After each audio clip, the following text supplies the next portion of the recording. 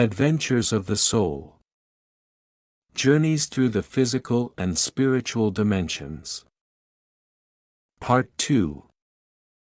The Soul's Home. Chapter 4. Death, the Doorway Home. Every day on earth, our souls carry around a physical body whose cells are constantly growing, dying, and changing. Without these bodies, our souls couldn't spend valuable time on the physical dimension learning and evolving.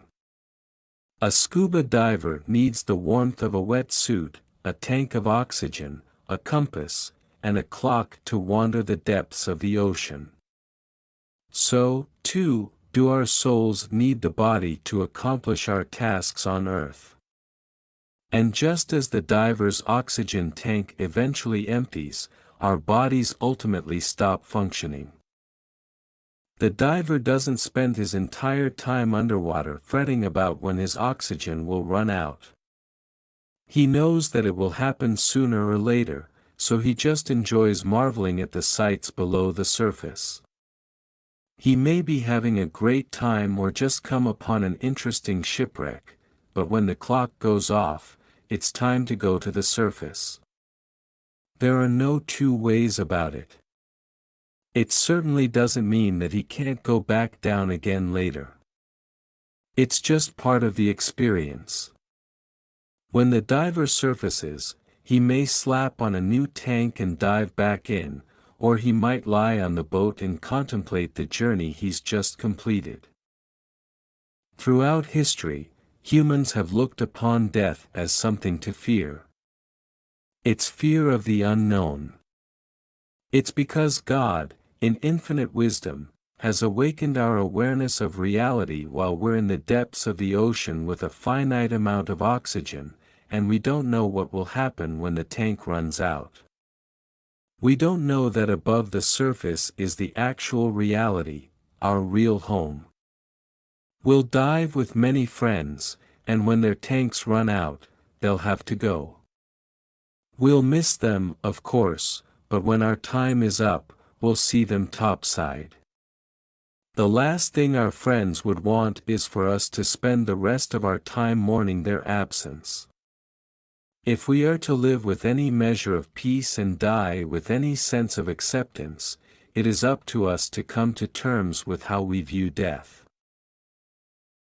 Death is merely change.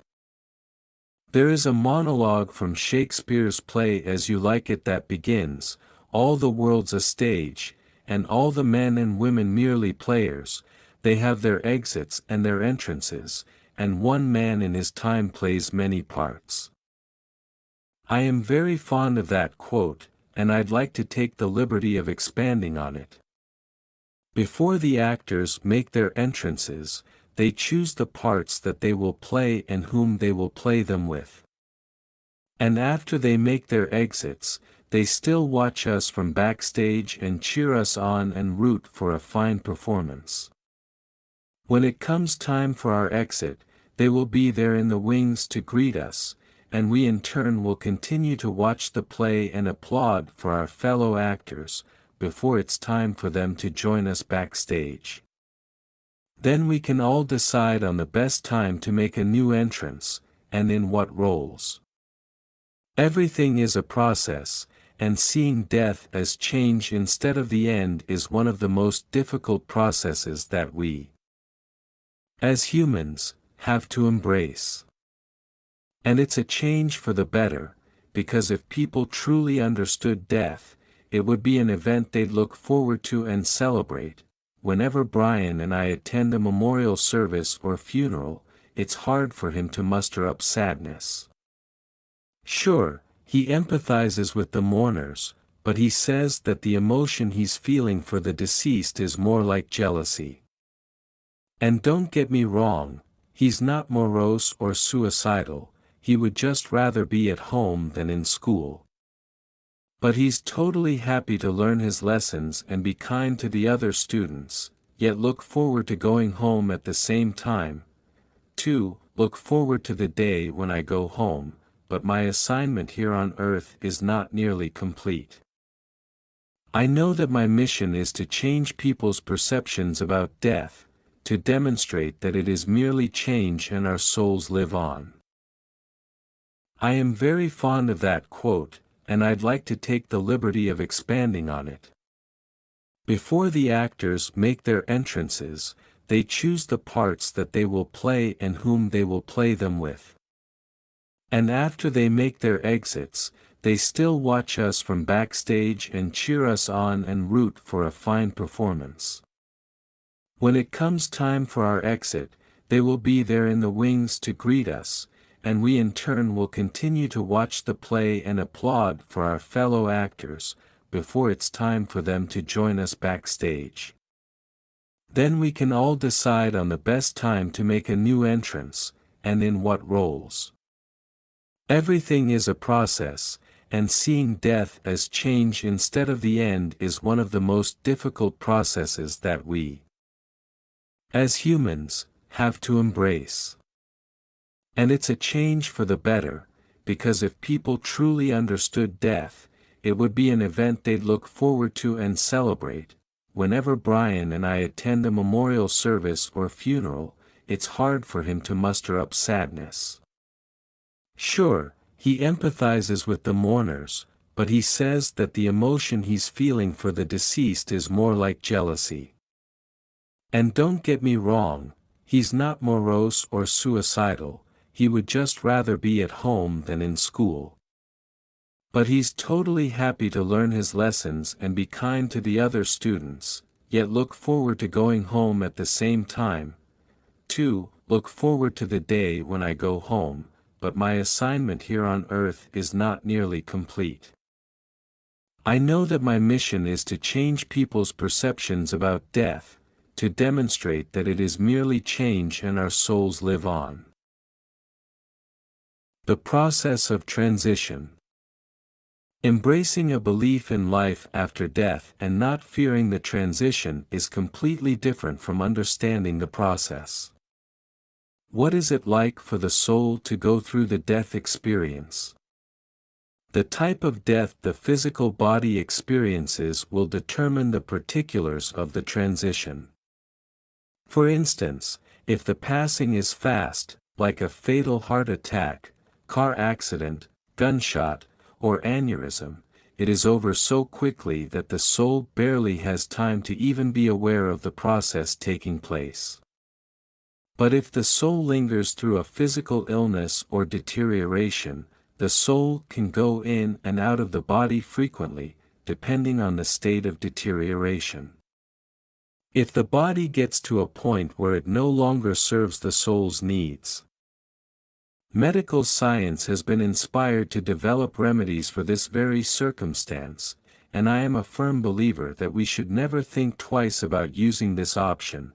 Brian's mother suffered a heart attack in 2009, and the paramedics were able to get her heart beating again. But tests later showed that the length of time between her heart stopping and then being revived was so great that her brain had suffered irreversible harm. The family agreed to remove her from life support, and then morphine was administered for 2 days to ease her transition. I have no doubt that the soul of Brian's mom was out of the body as soon as she fell to the floor, but the silver cord was not completely severed until the doctors humanely intervened. For some of us, unfortunately, pain is going to occur before death. But the actual process of slipping out of the body is not painful at all. The will to survive. Humans are amazing, complex animals. They have such a strong desire to survive, no matter what, that when it comes time for their souls to leave the planet, they often will resist. The primal survival instinct flows in all of us. There is an inner drive to survive. We'll often put ourselves in protective mode, thinking that we'll have control over our lives and deaths, and in reality when we try to hold on, it goes against our natural rhythm and causes resistance, which manifests itself as conflict. When working with the dying, I have found that there are those souls who, in life, had to prove something by being in charge at all times. And at the end of their lives, if things are not in their control, they seem to hold on as tight as they can, instead of just letting go. When they think they have control, or don't think they will die, their souls will indeed motivate them and assist in their releasing. The time will come for the individual soul to open up to the awareness that it is not the body, the ego, the limitations, the thoughts, the personality, and so forth. The person is then ready to merge into the truth of his or her soul nature and realize that it is actually limitless and part of all that is. But many have a hard time letting go of what they think of as real, this body, this life. Oftentimes the soul needs to receive encouragement or permission to leave the physical. When my father was close to passing, in 2004, he was in the hospital in a coma, and the doctors gave him about 4 hours to live. All of his family were there so that we could say our final words to him. One by one, we each whispered in his ear, shared our goodbyes, and reassured him that it was okay to pass on into the next world. If you've had this experience, you know it is one of the most difficult things a person has to do in life. I was the last one to say goodbye, and as I was doing so, I was keenly aware that part of my father's soul was out of the body standing right above his head. I kept on telling him that it was okay to go. I heard him say telepathically in my head, "I am not leaving until all of you kids agree to not fight over my house." I was floored and turned to my siblings and told them. My brother-in-law, Jay, made a joke that we'd all have to change our phone numbers in order to fulfill Dad's wish. We laughed and established that we wouldn't fight over his house. I told him so, and within 5 minutes he transitioned. We summoned the doctor, and we could tell that he was shocked that Dad had passed so quickly. A side note to this story: his whole life, my father worked hard for that house. It meant everything to him, and in a way it reflected who he was, what he stood for, and what he had been able to achieve. He was so proud he had accomplished buying it that he was psychologically tied into it. So of course it would have been an important attachment to his physical life. We ended up selling the house, and the new owner tore it down and built a new one from scratch. I was upset by what Dad might be thinking up in heaven, like we hadn't protected his home. But then on a train in New York, I clearly heard him say to me, "Why are you so upset? It was my house, I lived in it, I created memories there, and now I don't need it anymore. I would rather take those with me and let someone else create a new house and new memories." Debbie Ford. Another experience that profoundly affected my life and my work, and is the reason I wanted to write this book, concerns the transition of Debbie Ford, which I briefly mentioned earlier. I met Debbie in the early 90s at a conference in San Francisco. Her sister, Ariel, was speaking at the conference, and afterward Debbie and I sat in the corner of a restaurant and shared dinner and got acquainted. She told me her life story, including drug addiction, failed relationships, and her issues with self-worth. I told her that she needed to write a book and share her story with the world. It could help millions of people who suffered from the same situations. The rest is history. She wrote the book The Dark Side of the Light Chasers, was invited on Oprah, and skyrocketed into the self-help galaxy. Later she wrote many bestsellers, was an international speaker, created foundations, and single-handedly changed the perspective on our shadow side. But to me, Debbie was always just Debbie. She never forgot her friends even with the sudden fame, and people often remarked on how real she remained. But with the highs, come lows. Few people knew it, but Debbie had a very rare form of cancer and had been fighting it for years. The few who knew about her condition would often hear about the different types of treatments she was investigating. Always hopeful something new would take hold. The hope never stopped. In 2011, I was speaking at a conference in Manhattan, and there was a knock on my hotel room door. I opened it and there was Debbie, looking impish and pretty, as usual. She bounded through the door and screamed out, "Hi, honey, I missed you." After we got caught up on how life was treating both of us, Debbie told me she had something she wanted to ask me. We sat down, and she began, "James, if it comes to the end and I am passing over, would you help me pass?" I was flabbergasted, but it was Debbie, so I always expected the unexpected. "Yes, of course. If I am able, I would do anything for you," I told her. Relieved, she thanked me and abruptly changed the subject. She was beginning to write a new book that she wanted to call Courage, and we talked about it. After she left my hotel room, she never brought up the subject of her death again, even though we chatted on the phone routinely. That was to be the last day that I would see Debbie physically alive. Between both of our work and travel schedules, we never were able to be in the same location at the same time again. In early 2013, I answered a call from a mutual friend, Jorge, who phoned me late one night. His usually upbeat voice was low and serious. "I'm at Debbie's. It's not looking good. She wants to talk to you." I was in shock with the realization that the end was here so quickly. Jorge handed the phone to Debbie, and I heard a very low, faint voice say, "James, I think it is tonight. I'm getting ready to go." I was in shock and started to cry. I knew this was the moment she had spoken to me about in my New York hotel room, and I had to give her something. I forced out, "I love you, Debbie. I am here.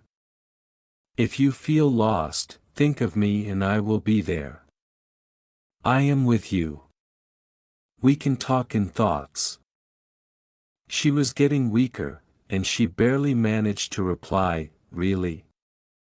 Okay, I love you, too. Bye." Jorge took back the phone and passed it to Debbie's sister, Ariel. I told Ariel to tell Debbie to pretend that she was a feather and just fly away and to keep on giving her that image. Ariel assured me she would phone me when she had an update. I was expecting a call within hours. I kept thinking of Debbie, but I couldn't reach her with my thoughts. I knew that she hadn't passed yet. I called up Ariel to ask what was happening. She told me that she had spent the night with her sister and had said her goodbyes. Ariel remarked that everyone was just amazed that Debbie was holding on for so long. Even the hospice nurse had never seen a case where someone held so strongly while so ill. Ariel knew that was Debbie. She would go when she was good and ready. Ariel asked if I could do something to help, and I told her I would try my best. After I hung up the phone, I left Brian and the dogs downstairs, and shut myself in the bedroom. I lay down on the bed and began to meditate.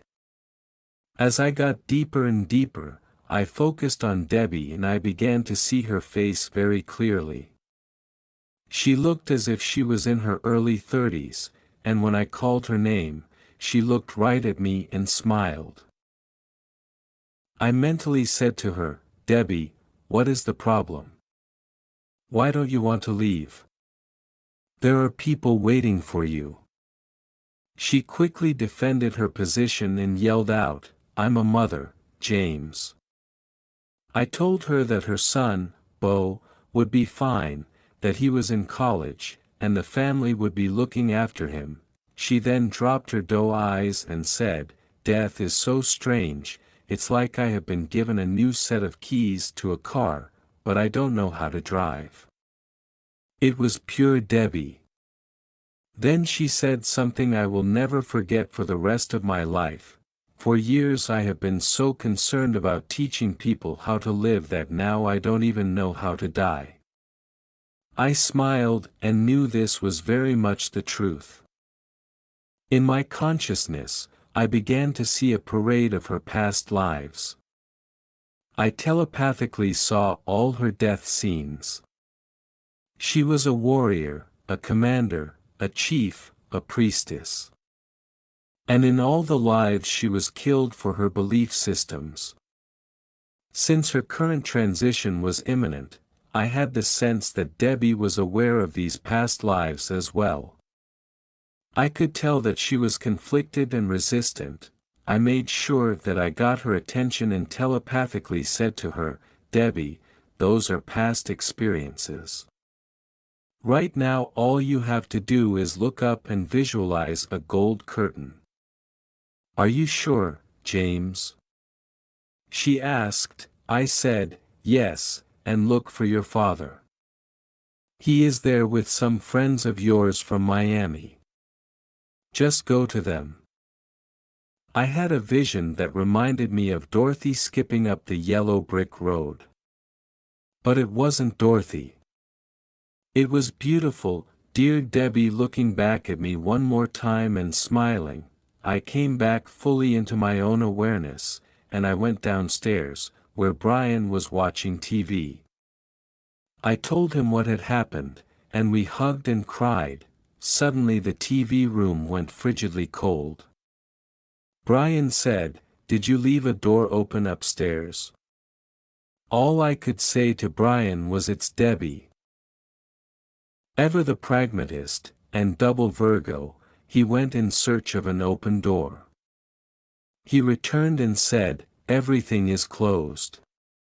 You're right, it must have been, Debbie.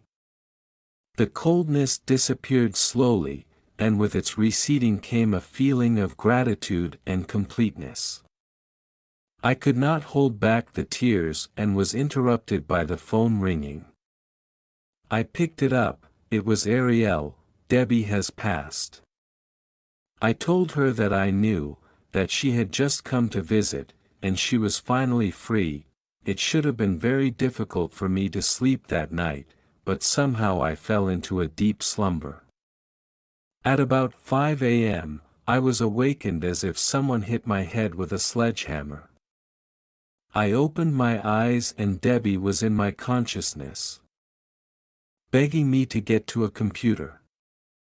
I ran out of my bedroom and went into my office, turned on my computer, and started to write every word Debbie gave me. She kept saying, I am free, James. I am so free. I cannot believe how obsessed I was about my body. What was I thinking? How crazy. This struck me as extremely funny because anybody who knew Debbie knew that she was very concerned about her appearance, always wanting to look her best.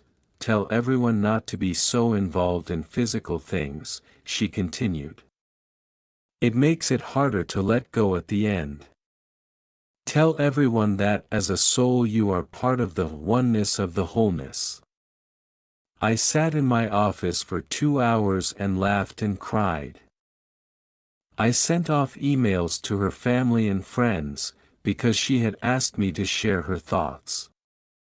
Debbie Ford is a great soul, and she wanted others to realize that they are great souls while still having the human experience and not wait until they pass over to come to this realization. Our loved ones await. I knew that Debbie's father was the first one to greet her as she made the transition. On the spirit side of life, there is a telepathic knowing of your upcoming return. My father had a dream about my mother, who had been dead for many years, before he fell ill. She was on a train, and she looked very young and beautiful. She invited my father onto the train, and he obliged. She only asked me to go on the train. You weren't invited, he later told me as he recounted the dream. After Brian's mother passed, his father was in his kitchen and he swore that his own mother, who had died in 1965, walked past him and beckoned for him to come outside the front door. His father passed within a year of that visitation. Souls you recognize from the physical plane who have made the transition all have a task to perform as your time nears, from influencing your transition to creating a welcoming environment. Even deaths that we humans would term sudden or unexpected, like accidents or murders, are viewed well in advance on the spirit side. Guides, family, and teachers are always aware and bound to the soul in its every move and will steer it in its progression to get back home. You must know that no soul ever transitions alone. The spirit people take such care of you and exhibit such concern for you on your journey that they are all very prepared and excited for you to enter their world. It's the epitome of a welcome home party. Deathbed experiences. Despite what humans may think, there is absolutely no pain when death comes upon us and the spirit leaves the body. It is very natural and has often been described as the ebbing of a tide. Many nurses, doctors, and family members recount stories of how dying patients will suddenly open their eyes, apparently feeling no pain at all, and reach out and speak to deceased loved ones. People will even describe how beautiful the other world is. There are also documented cases in history of some very famous people who on their deathbed suddenly became quite lucid and expressed what they were experiencing before they left the earth. The German poet Schiller's last words were supposedly "Many things are growing plain and clear to my understanding." When Thomas Edison was close to passing away, in 1931, he suddenly awoke and exclaimed, "It is very beautiful over there." I recently read a book called Stop Worrying. There Probably Is an Afterlife, by Greg Taylor. It recounts in great detail many more deathbed visions throughout history, including a variation called a peak in Darien experience, a deathbed vision where a dying person sees departed loved ones beckoning, but among those spirits is someone supposedly alive. Long before email and cell phones, it could take days, weeks, or months to hear about the passing of a family member who did not live nearby. Greg recounts many documented cases where a deathbed vision included the spirit of a loved one whose death had not been known to the family yet. I find his research to be very convincing. A smooth transition. In cases where a person has been ill or hospitalized for some time, the soul is often treated with extra care after the transition, because the mind still carries with it the assumption of illness. After the death of the physical body in a hospital, the same setting is recreated in the spirit world so that the shift is not jarring. But in other scenarios where there is little to no loss of consciousness, such as a heart attack or an aneurysm, the soul will often feel as though it is entering a dream world, and as the soul's physical eyes close and its spiritual eyes open, it is suddenly outside the body and everything it experiences is incredibly light and joyful. All senses seem to be heightened. And its soul family escorts the new arrival into an astounding world of illumination. Souls can clearly see the loving faces of their spirit family. Their loved ones have been patiently watching the twilight of the physical body and the sunrise of the soul body. The newly arrived soul may feel like it is floating in a daze, but cannot deny the incredible rapture it is receiving from its spirit family. Soon enough it will adapt and immerse itself in its new way of life. Any pain, suffering, or challenges that were part of its earthly experience are gone now. It is relieved and freed. The soul knows it is no longer on the earth, because emotions are heightened, color and sound are clearer. And thought is telepathic. Space is not limited, and time is not linear. Many new souls will be advised by their guides to visit their funerals or memorial services as confirmation that they are indeed no longer of the physical. After a good friend of mine named Michael made the transition in the 1980s, his guide, an African priestess, appeared to me in my bedroom with Michael in tow because he wanted to hear from someone he trusted that he had indeed died. After I telepathically told him that it was true, he accepted it and they both disappeared as quickly as they had come. When souls return and walk among the earthly beings, they can feel the heaviness and denseness of this dimension and are shocked by the illusions of freedom and awareness that they felt as humans. They attempt to communicate with their loved ones by sending out thoughts to let them know that are fine and alive, but those still on earth are usually too clouded with loss and grief to pick up on them. The spirit will make feeble attempts, but they mostly go unnoticed. Soon, souls understand that the earth is not the place for them. It is limiting and flat. In the spirit world they move at the speed of a thought, and similarly, the only thing that will keep them from moving is the limitation of their thoughts. Expectations of heaven. Those in the spirit world often say that the transition will be easier if people have some kind of understanding of what waits for them when they pass over, or at the very least what to expect. Brian's mother, who was a staunch Catholic, would never in a million years have had a reason to read one of my books, but because I was her son's partner, she always did. She has come to me many times since her passing and said that the information she'd gleaned from my books made her transition much easier than it was for her devout friends.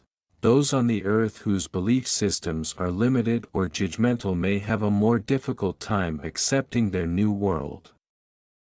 They may still believe they are alive, because they still feel so solid, and just want to wake up.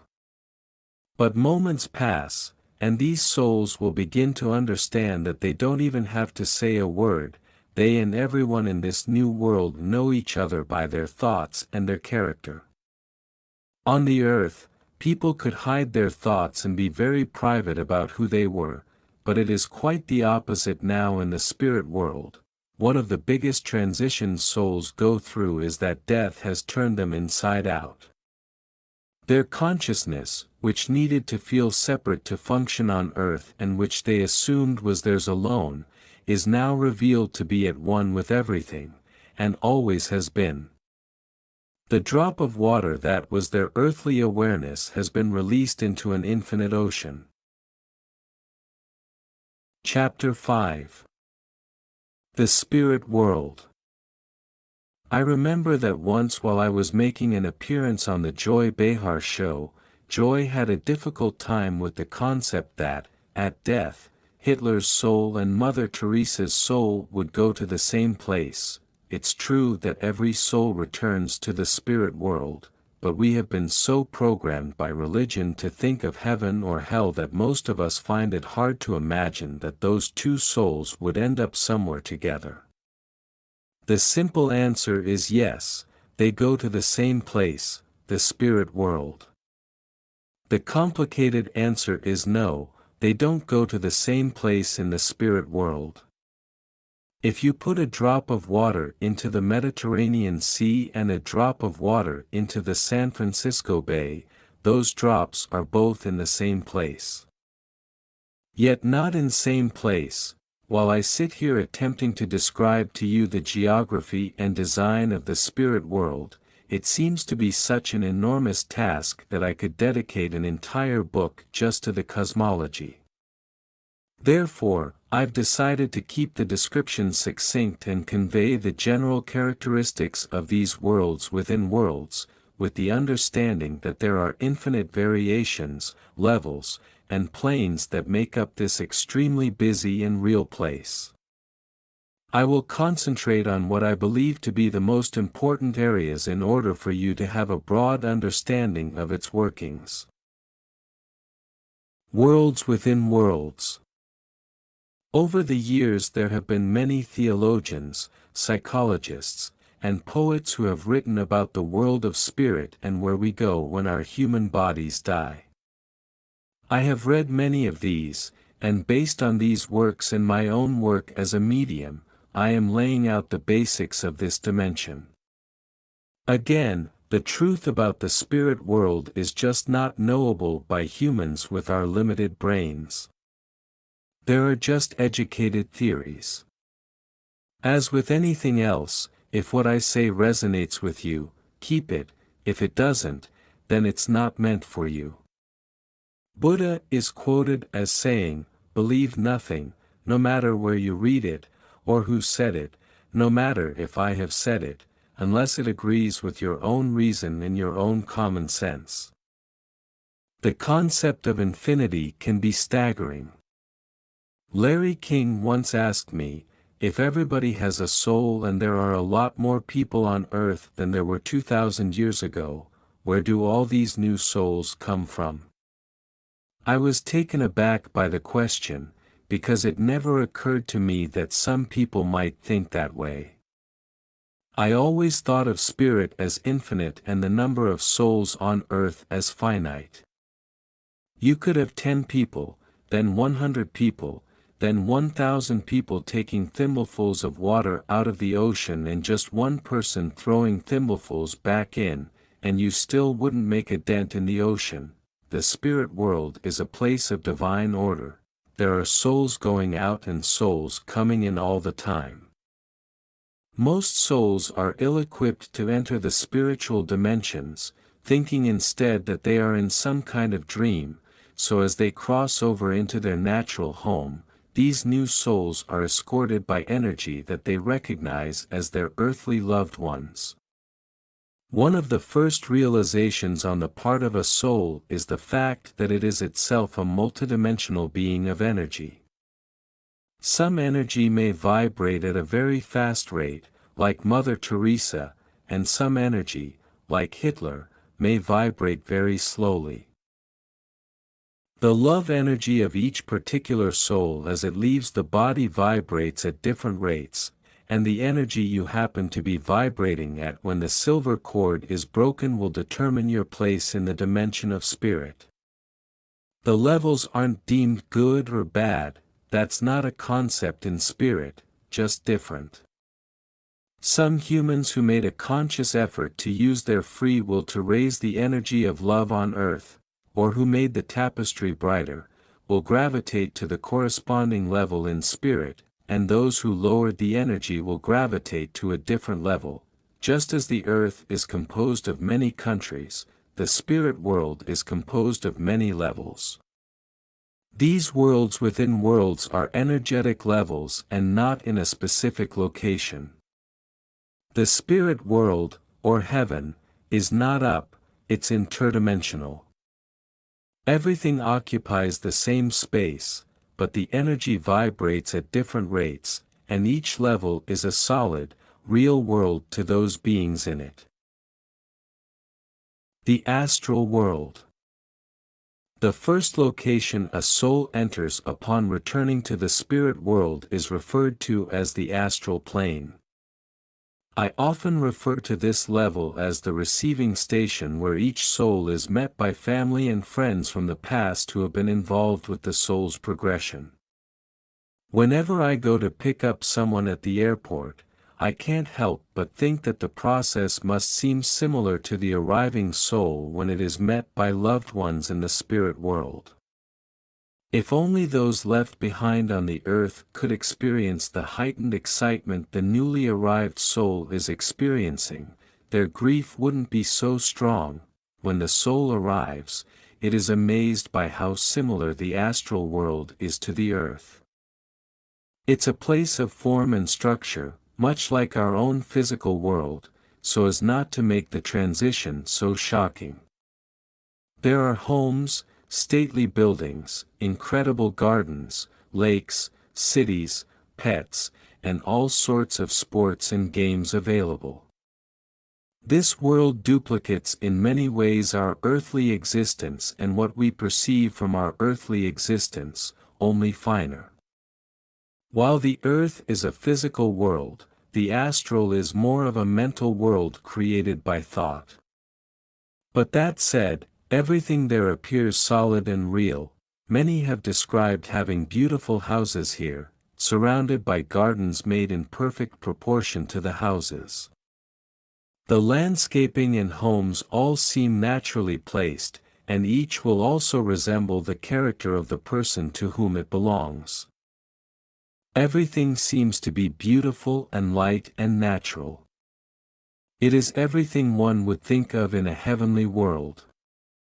It is also an environment where if a person had the desire to pursue an artistic endeavor while on earth but never had the time to take lessons, here he or she is able to fulfill that wish. It's a creative place, filled with music and art. It seems like a place where all of your heart's desires are satisfied. Like attracts like, so the beliefs you held on earth about the hereafter are mimicked in the astral world, for the sake of a smoother transition. For instance, if you have a very strong belief system as a born-again Christian, you will gravitate to an astral level that is the home of others of your belief system. The same could be said for non-believers or skeptics of life after death. They will of course live on, but they will be at a level in the astral world made up of other non-believers who may not, at first, accept life past the physical world. Recently, I had an experience that really brought this home to me. During a public event, I was delivering a message for a woman in the audience. Speaking to her deceased husband, when out of the corner of my eye, I became aware of the soul of a man who I knew was this woman's deceased father. He stood in the corner, arms folded, and looked at me. When I acknowledged him telepathically, he said, "Why would I communicate with you now? I didn't believe in this when I was alive." I was blown away, but then I realized that we are exactly what we think, and the environment we create matches the level of awareness we're at. It is a misconception to believe that all souls have an immediate expansion of consciousness once they leave the body. You are what you believe, and you will expand and grow and evolve in your own time. Many people also have the false notion that once they get to the spirit world, it will all be easy and they won't have to worry about the things they did or even failed to do while on earth. This is not the case. While it is true that we're surrounded by love and acceptance always, we're also met on the other side of life by all of our thoughts, words, and deeds, as well as the people whom we might have wronged. There is no judgment, except of self. It is indeed the great leveler. A friend of mine shared with me this fictional story that helps explain how what we think on earth may not jibe with what we discover in the astral world. A very wealthy man passes over and meets St. Peter at the pearly gates. St. Peter escorts him in through the gates, and immediately the man is taken with the beauty and opulence of heaven. All around him are mansions glistening in color and light, and there are splendid meadows and breathtaking gardens.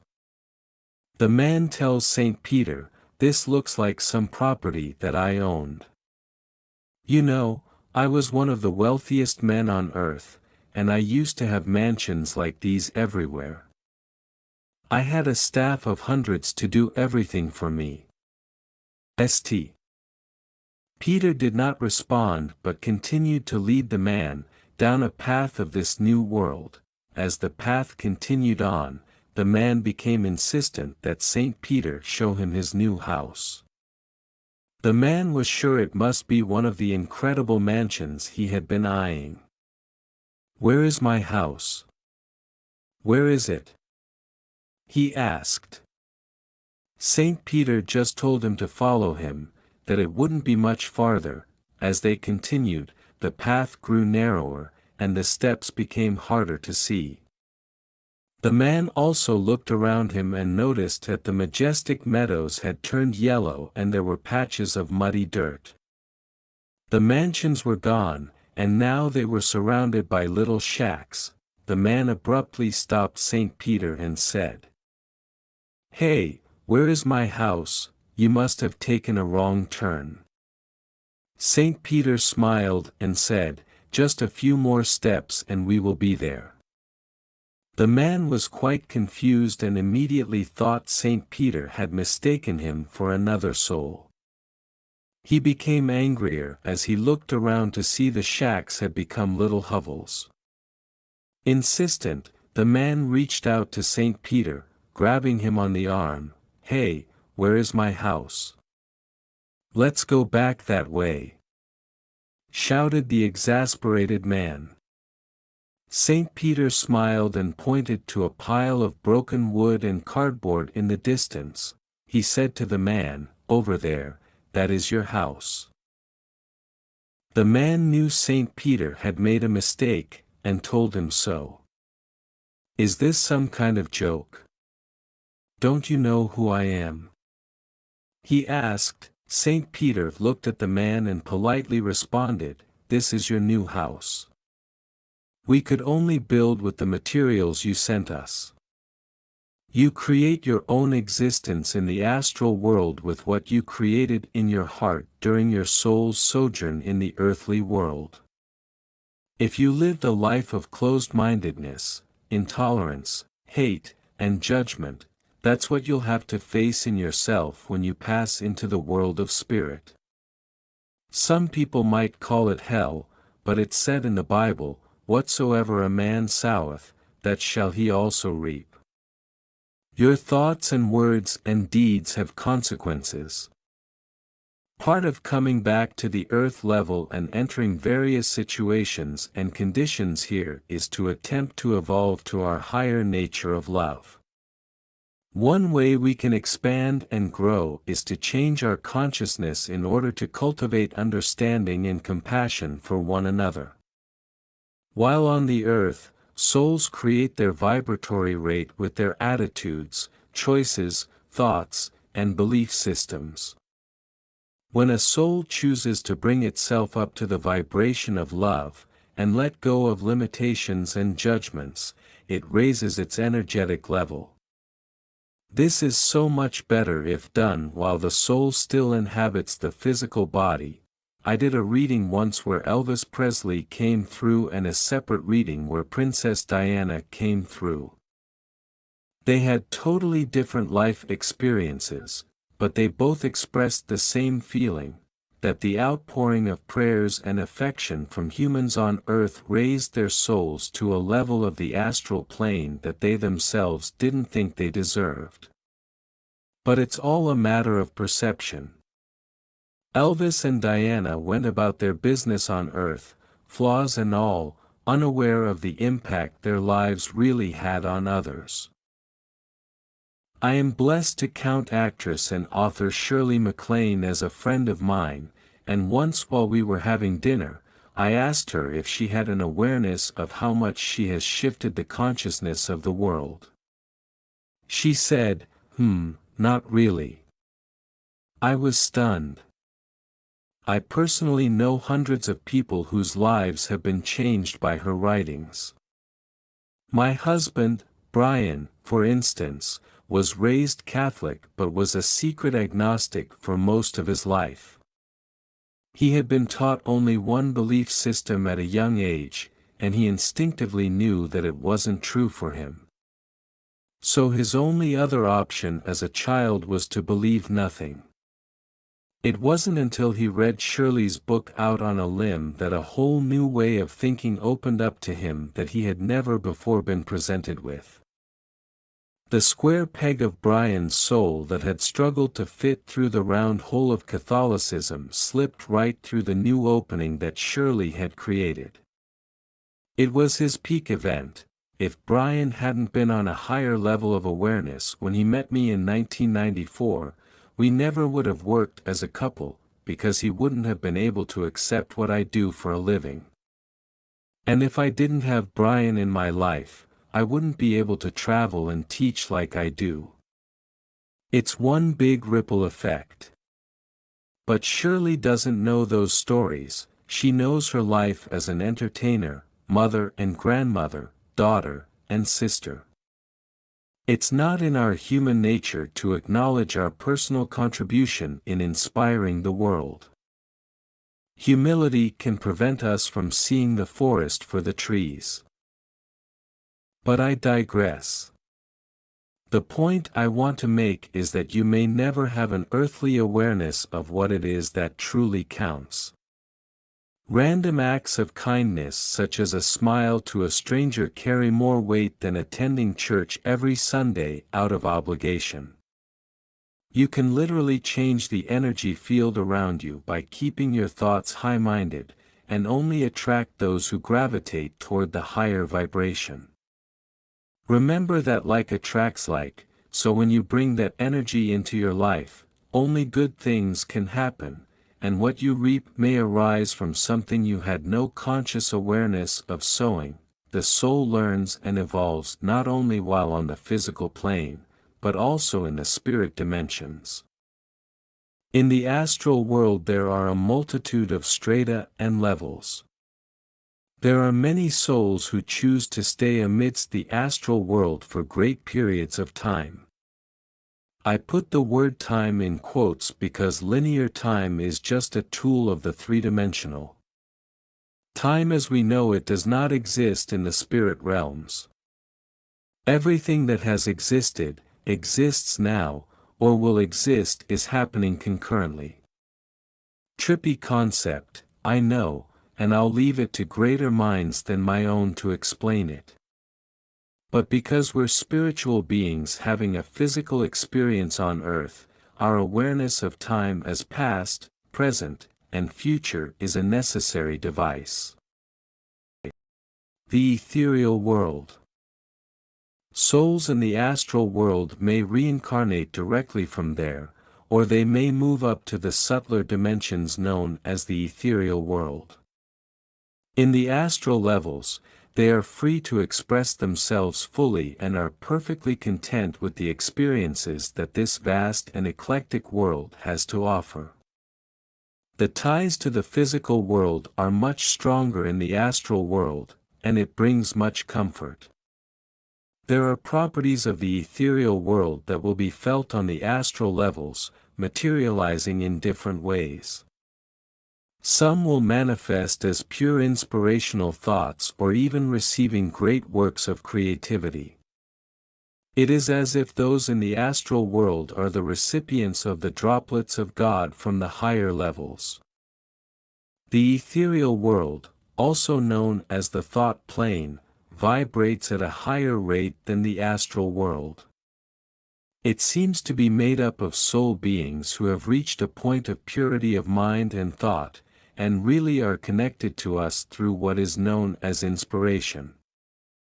All the great compositions of music, masterpieces of art, and scientific discoveries have their origins in the ethereal world. It is a formless realm that is made up of pure consciousness. Thought and energy move about faster here than data in any supercomputer you can conceive of. Within this ethereal world, the slow vibrating part of our individual selves meets the faster vibrating part of our souls.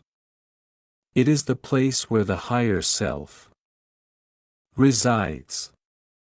This plane is filled with light and love and truth. It interacts with our mental selves and helps create abstract thoughts and acts as the doorway for higher levels of wisdom to come down and integrate with the lower aspects of our being. As a medium, I don't have contact with entities of the ethereal world. Ties to the personalities we were on Earth, and the physical loved ones we remember, are tenuous here. As a general rule, the longer a soul has been disincarnate, the more difficult it is for me to make a connection. And for a true mediumistic connection, I need someone from the physical who actually knew the soul. I can't just conjure up Abraham Lincoln for somebody who asks. I recently read a great novel called The Brief History of the Dead, by Kevin Brockmeyer.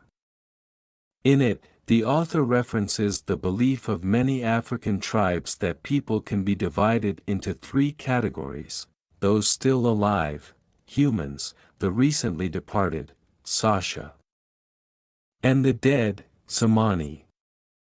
When people die, they become Sasha and remain Sasha while there are still people alive on Earth who remember them. When the last person on Earth who remembers them dies, they go on to be the Zamani and are then revered and recalled by name only. I'm not saying that the wisdom of the ethereal world cannot be accessed by humans, because it can. Trance-channeling is a broad term to describe when a human has become a conduit for the wisdom and intelligence of these higher realms. Instead of communicating with the disincarnate consciousness of your recently departed Uncle Joe, like I do, the trance-channeler is a conduit for a connection to a higher being or beings who will impart wisdom and knowledge from those realms. The Seth material, A Course in Miracles, and the teachings of Abraham are examples of tapping into this infinite intelligence. The humans imparting this wisdom, such as Jane Roberts with Seth, and Esther Hicks with Abraham, may access the higher realms differently or define what it is that they do in different terms, but there is no denying that the information they tap into and share is not of their own consciousness. People often ask me if, upon death, they can be greeted by their loved ones who are no longer in the astral world but have either reincarnated back to the physical or moved on to the ethereal world. The answer is yes. Putting a limitation on what a soul can do, where it can manifest, or how it can divide its consciousness is just us humans looking at things from our three-dimensional mindset. The soul is not controlled by our perception of space or time. The celestial realm. The celestial plane is often referred to as the angelic realm. The souls who dwell on this level have achieved a particular degree of spiritual evolution and would be considered elevated beings. It is where angels and archangels, mystics and masters, and prophets whom we know as Jesus, Muhammad, and Buddha reside. The souls who exist here are involved in bringing the pure stream of exalted aspects of God's love down to the lower spheres. Many who reside here may have never even been on the earth plane, and indeed may be of celestial and/or extraterrestrial makeup. This energy of life is more of a light energetic form of being. The auras of these beings are so full and bright that humans have conceptualized them as wings and halos. My dear friend Doreen Virtue is the leading expert on using the wisdom of angels and ascended masters for health and spiritual transformation. The description of this sphere is one of an unobstructed life. There is no more heaviness or judgment. Those elements are foreign to this way of being. The entities on this level have no humanoid characteristics and are connected to all life and able to bring the best attributes of higher conditions of being to others. This is also known as the bliss level, where there is a feeling impossible to conceive of on the lower spheres. It is tangible yet beyond the imagination and has been described as divine joy. The closest analogy I could share would be the feeling two people experience when they're in love. Two people in love seem to merge into one being. They feel united and become one entity, which makes them feel, think, act, and love like one being. There is no separation between them. On this level, the souls will experience this sense of oneness, and there is no feeling of duality or light or dark. It is all one element, one consciousness.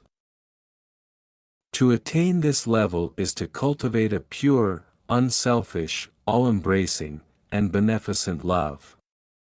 This is a love that is impartial and seeks nothing, it exists for the sake of love alone. The spontaneous outpouring of love that gives and asks for nothing back is the most marked attribute of beings in the celestial realm. The energy of love is what the universe is made of, and as we are enveloped into this natural rhythm, we are drawn toward perfection and transcendence.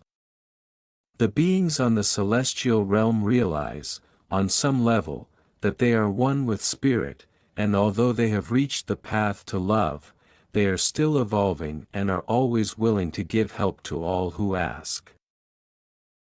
Chapter 6. Reincarnation and the Memories of the Soul. Your soul has delved into the dimensions of many worlds, planets, star systems, lifetimes, positions, situations, and experiences in order to bring knowledge, insight, and understanding to the world of spirit. Just as a bee goes from flower to bring pollen back to the hive, so does your soul go from life to bring your unique experience back to the source. The soul's adventures are always about learning, experiencing, expanding, and evolving. People are constantly asking me, what is my soul's purpose? The easy answer is to love unconditionally. The energy that we call love is what the world of spirit is made of, it's the natural rhythm of the universe. If every soul was evolved to the point where we all loved unconditionally, we would have heaven on earth. But we're a long way from that, aren't we? Ego, pride, and judgment manifest themselves in racism, nationalism, sexism, and homophobia. Us versus them is a much more comfortable notion for us than we are all the same. Defining reincarnation. Reincarnation is a tricky concept. It's another one of those things that we have difficulty wrapping our human brains around in its totality and purpose. Reincarnation is the belief system that souls choose to manifest in human form in order to develop their knowledge and wisdom. I know it's just semantics, but I prefer to say that the energy of spirit chooses to come back in physical form as a soul. I don't like the concept of souls being individual while disincarnate. If you put a drop of water in the ocean, sure, those molecules are in there and separate, but good luck finding them. Reincarnation has been the cornerstone of many belief systems and religions since the beginning of time. The reasons and motives behind the idea, however, can vary slightly. For instance, Buddhists believe that there is no eternal soul, spirit, or self but only a stream of consciousness that links life with life. Hindus believe that we come back in various lifetimes to alleviate karmic conditions, and this karmic energy is what will come back to the physical level until all karmic obligations are burned off. Ancient Jews believed in reincarnation, or Gilgul. This term means cycle and is mentioned in the Kabbalah, the mystical teachings of Judaism. For many centuries Christians also believed in the idea of reincarnation, and it wasn't until the Second Council of Constantinople in A.D. 553 that reincarnation was officially declared a heresy and mention of it was stricken from public texts. The powers that be didn't like the idea of people getting infinite chances to get it right, because then you wouldn't need the church to offer you salvation. Previous incarnations. In my work, I often meet people who constantly want to know who they were in a past life. I tell them that they are a sum total of every past life experience they have ever had. Deep within the soul fabric are recorded the many lifetimes, people, and experiences it has ever gone through. The soul is a vast network of data and information. Through eons of time, it has learned to express itself and attempts to perfect its strengths and reduce its weaknesses. Within its memories are events, attitudes, behaviors, insights, opinions, and actions that can affect the current incarnation, and this is information that you're able to know. But is it important for you to know? It depends on your motivation. If your motivation is to help overcome a fear or phobia that has no known origin in your current life, or if it's to help you understand more clearly why you react badly in certain situations, or if it's for spiritual transformation, then I'm all for it. If it's just to find out if you were Cleopatra, then I don't get the point. Another question I get asked a lot is how long do I spend in the spirit realms before I decide to reincarnate? Everything happens in divine order, so there is no pat answer. The spirit world is our home, and we spend most of our time in that dimension re-evaluating and fulfilling our soul's duties. We also spend much of our in-between time studying and preparing for our next incarnation. The ultimate goal of reincarnation is to bring the consciousness of love and understanding into our everyday existence. Just being a human presents many obstacles to this goal, but some of the lives we choose present more challenges than others. Sometimes we rise to the occasion and enrich the tapestry, and sometimes we fail and make the world a darker place. When spirit chooses to return to earth as a soul in a physical vessel, it does so knowing that it will go through various experiences and situations that assist it in utilizing knowledge of past incarnations and provide rich opportunities for it to evolve and learn. Everything is a progression, and a soul may try many times to perfect a skill and finally be given the opportunity to have it realized in the current lifetime. This is very true of my ability as a medium.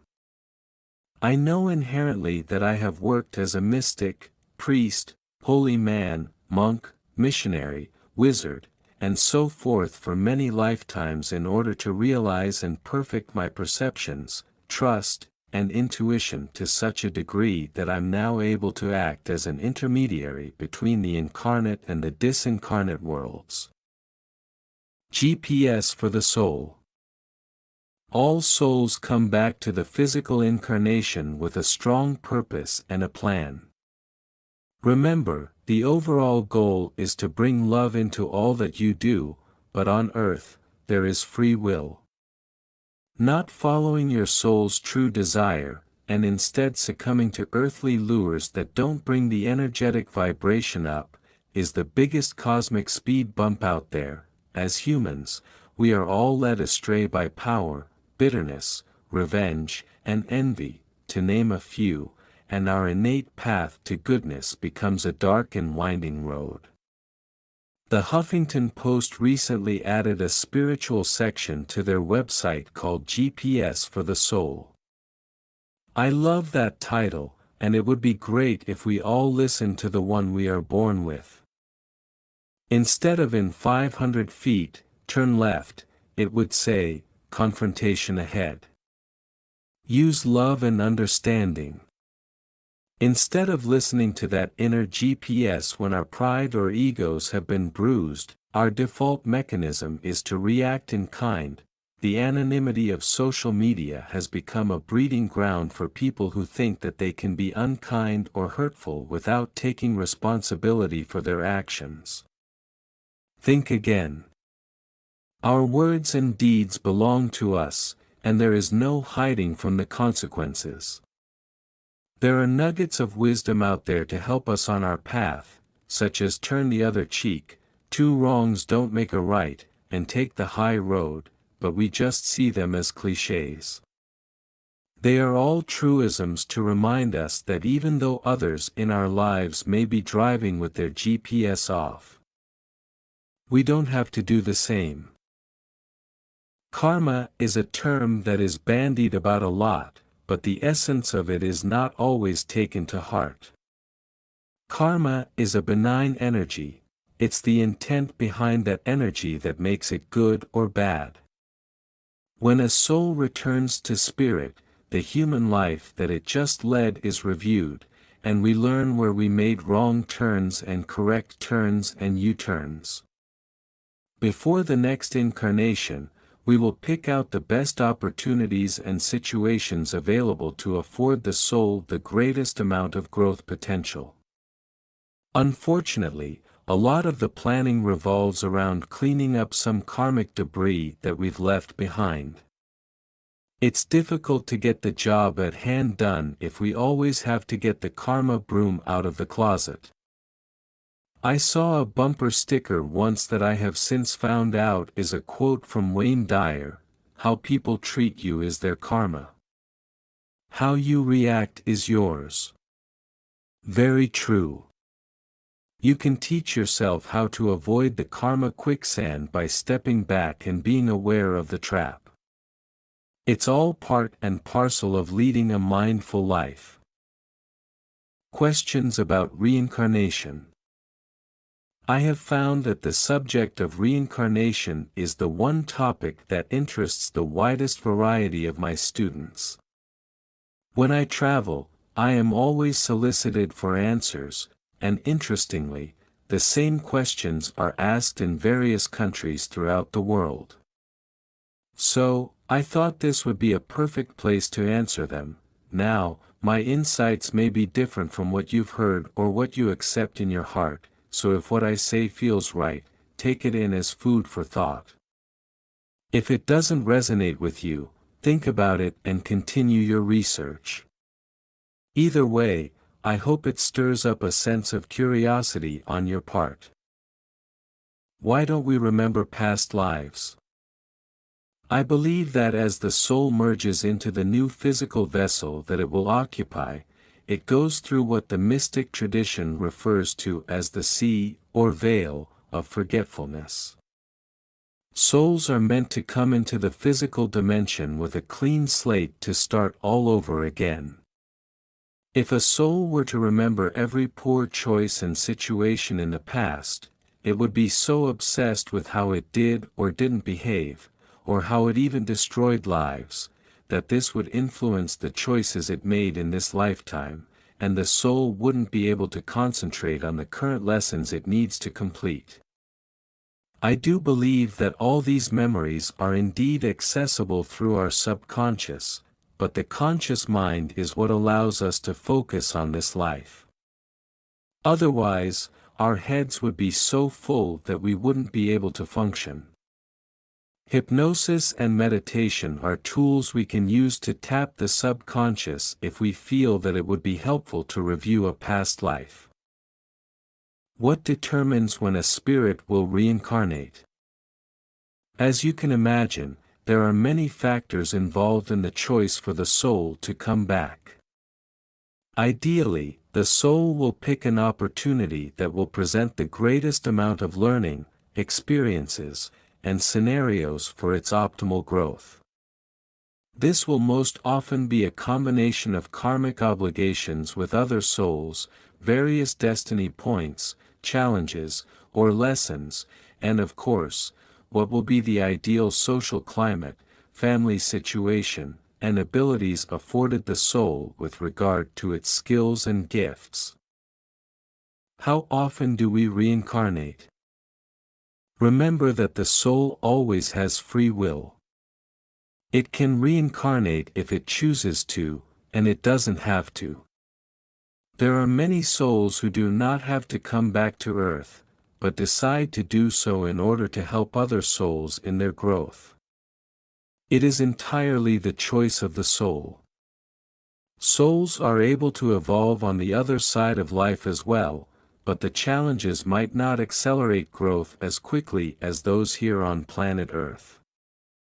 As a general rule of thumb, I've found that those souls who die young as children tend to come back more quickly. Those souls who have lived long lives on Earth tend to spend more time in the in-between stages. Does a soul know what its circumstances will be on the Earth, such as adoption, violence, addictions, or family problems, before the incarnation? Yes. Prior to returning, the soul sees the human life laid out beforehand, so it is well aware of all the opportunities, challenges, possibilities, and choices likely to occur during its lifetime. But once the soul goes through the veil of forgetfulness and merges with the physical, free will plays a huge part in how that life will unfold. Following the path of love is always your soul's true desire. Do soul mates and soul groups reincarnate together? Yes, soul mates and soul groups are infinite beings who help you learn life lessons.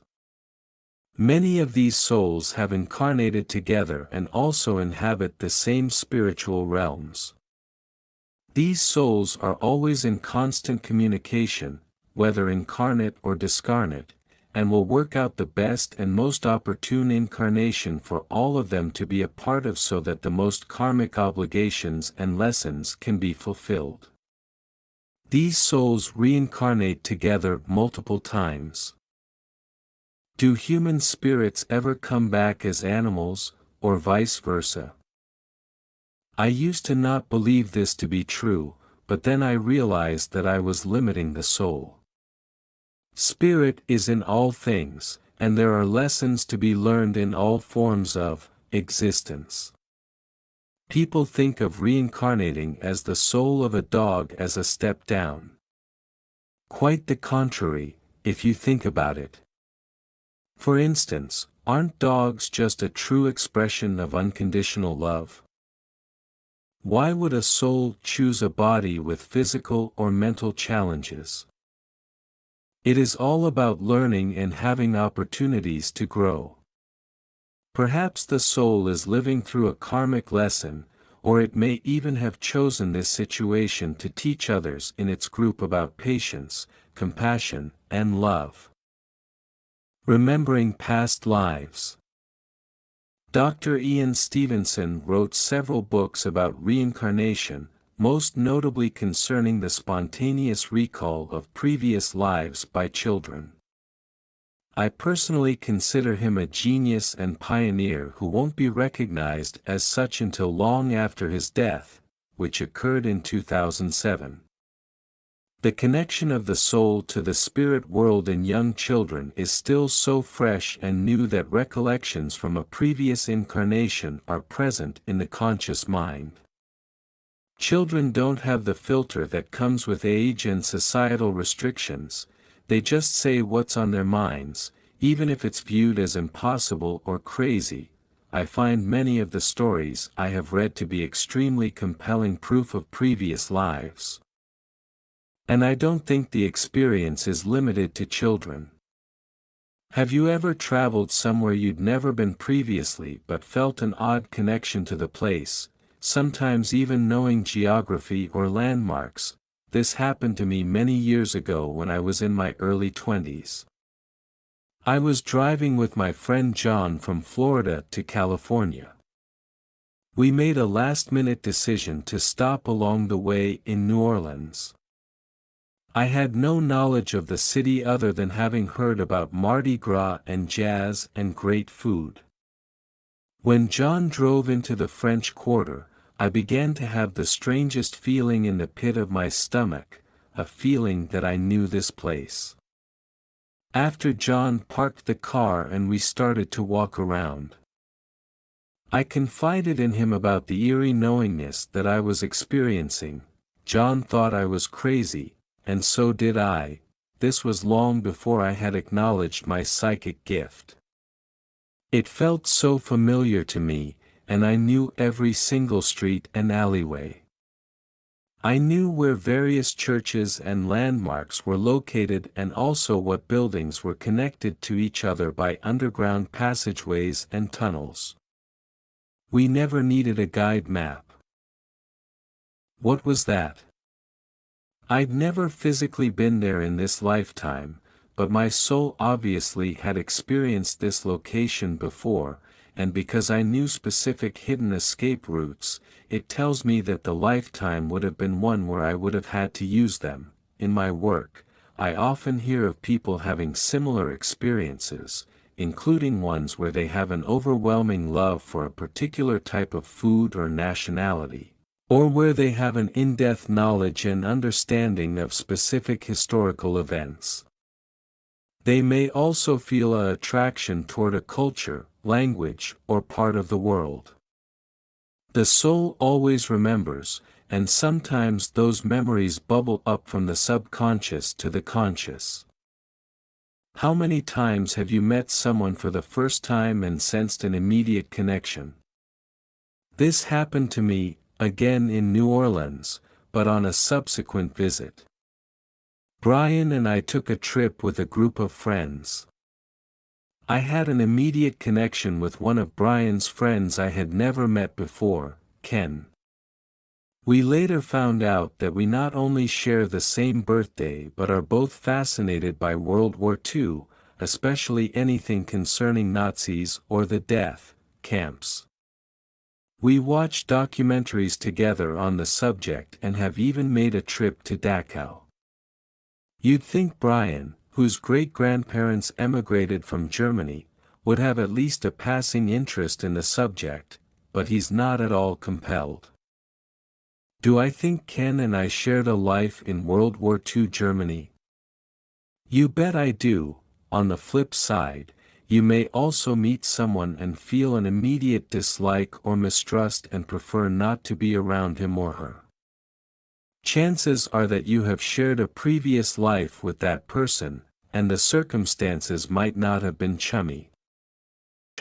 I've heard of many instances where people have seen historical movies, like Braveheart, and felt an immediate emotional impact, as if they were watching a film about their own lives. This happened to me when I was watching Glory. It depicted various battles in the Civil War, and at one point I had to leave the theater because I had an overwhelming feeling that I would get sick if I watched any more. It was so palpable that when someone in the movie was bayonet, I felt as if it were happening to me at that time. Dr. Stevenson recounts several instances where current lifetime birthmarks appear in the area where a person had been wounded in a previous life. Prodigies, savants, and doppelgangers. We've all heard of child prodigies, children who display astonishing skills for someone of their life experience. To me, a child who plays a Beethoven sonata skillfully at the age of 3 demonstrates that something else is going on. I'm also fascinated by the savant syndrome. This is a term used to describe people who have some kind of cognitive challenge but exhibit extraordinary ability in a specialized field such as mathematics or music. Is it the sole product of physical brain function, or is it the subconscious mind overtly working in tandem with the conscious mind? Dr. Stevenson also claimed to have studied children who exhibited xenoglossy, a phenomenon in which a person, usually under hypnosis, has the ability to speak in a foreign language that he or she has never been exposed to in this current life. My friend Dr. Brian Weiss is the current leading expert in the use of past life regression to help alleviate irrational fears, phobias, and habits. His book Many Lives, Many Masters is a classic in the genre. Dr. Weiss sees a direct correlation between unresolved past life experiences and current life phobias that interfere with his patients' everyday lives. An irrational fear of heights, water, close quarters, or being alone, or even the emotional fear of a relationship, could have its origin in a previous existence. Using hypnosis, past life regression can bring that memory to the surface, where doctor and patient can calmly examine it and resolve the negative imprints. It can free the soul memory of this negative experience and aid healing on many levels. Dr. Weiss, like Dr. Alexander, is a respected physician and had much to lose and little to gain by telling his story and following his path.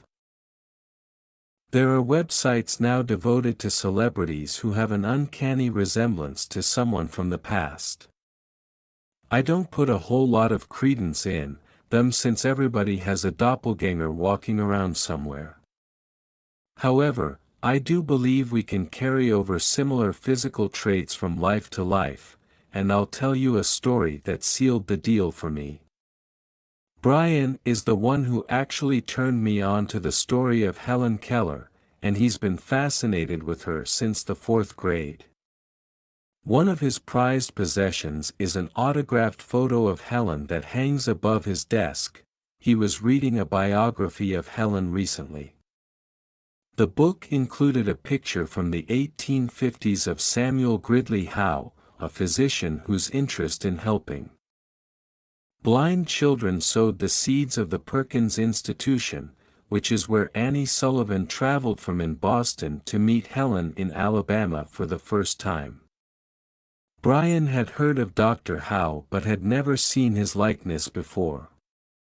It was like looking into a mirror for him. If you're curious to know what Brian looks like, do a web search for Samuel Gridley Howe. They're identical except for the bad 1850s haircut. Some people may say this is coincidence, but I say coincidence is God's way of remaining anonymous. Remember the great 1993 comedy Groundhog Day?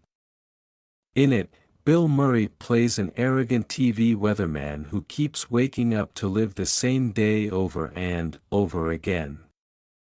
At first he indulges in childish behavior knowing that the consequences won't matter.